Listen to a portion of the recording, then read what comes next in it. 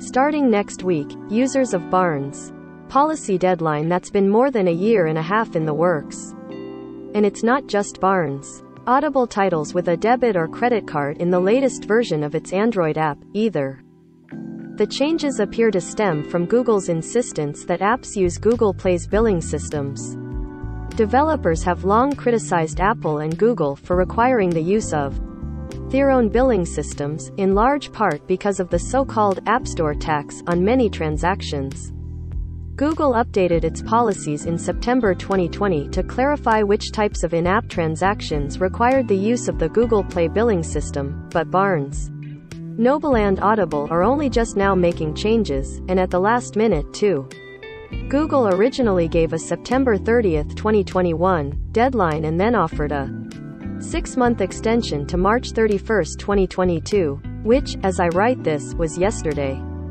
Both Audible and Barnes changes, with Audible even linking us to that September 2020 post.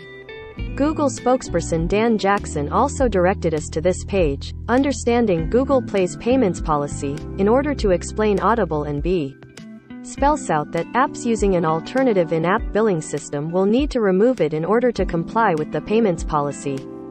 Barnes. How might it affect users? Specifically, Barnes been removed from the Barnes More plain spoken in an email sent to a Verge staffer on Friday. You will no longer be able to make purchases of digital content in the B. With Amazon's Audible, you can no longer purchase titles with a debit or credit card in the app as of Friday, according to a support page. In addition, any new Audible membership started in the app as of Friday will be billed through Google Play, not Audible directly. You will still be able to use Audible credits to buy books in the app, and you'll also be able to buy more credits in the app.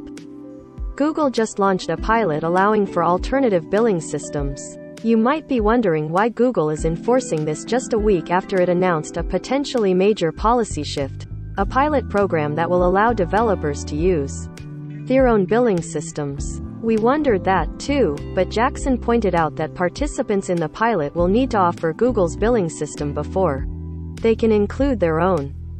Currently, Spotify is the only named company in a pool of a small number of participating developers.